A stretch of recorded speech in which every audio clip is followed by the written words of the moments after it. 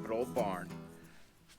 It's a fantastic thing, isn't it? Over 20 years old? I don't know. Probably closer to 100. I really have no idea how old it is. It was here when we bought the property.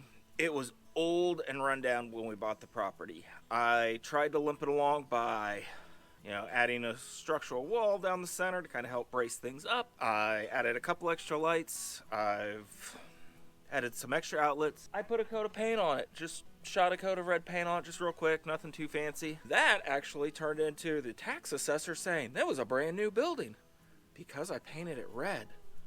It was a crappy old building that I painted red, and they were telling me, it's a brand new barn. You need to pay higher taxes on it. That was a mess, but, that's its own story. This thing's going to come down, talk to the neighbor. He has a big excavator, dump truck, bulldozer. He's got everything. He's got the big boy tools. I have a skid steer. He has the big boy tools. So Eric's talking about coming over maybe in the next couple of days. If we're getting a new shop, there's a lot of dirt work that's going to have to be done, and we're going to tear up the ground anyways. So if he tears up the ground, tearing this thing down, so I can get a new shop, but that's a secret. That we're not telling anybody about that yet. That's kind of where we're at. So let's decommission the crummy old barn.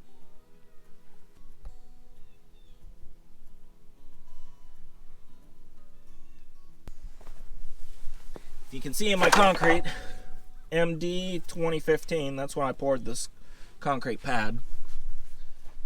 But yeah, for the people at Tax Commission that says this was a brand new building, you did not have to be an expert to say this was not brand new construction.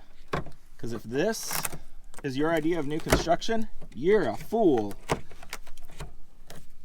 Your walls aren't supposed to just come apart that easily. So we're going to go in this room first.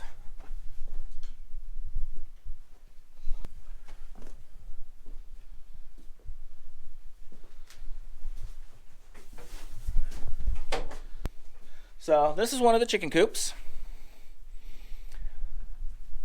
I added these little doors to close them up during the winter. You have an outlet on each wall. And to show you how wonderful of a concrete slab we're talking about, look at these big structural cracks. Aren't those pretty? When you see stuff like that, that is a good sign that it's a brand new construction, right?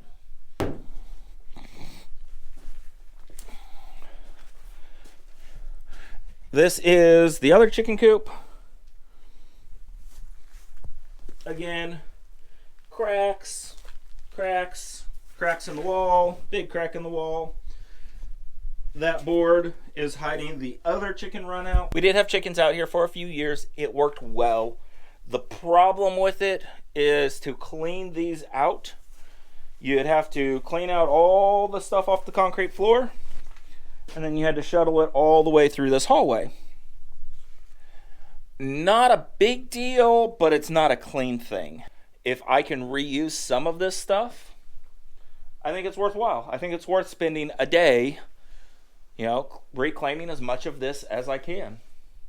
So, and that hayloft, I built that at the same time of revamping everything. It worked really nice because I just built myself a little ladder. I could fit about 14 bales of hay up there. So when these rooms were being ran as chicken coops, I packed that full of hay. And what was kind of nice is I could just kick it down and I could have a hay feeder down here. So I just scurry up there and kick down a half a bale of hay. It worked well.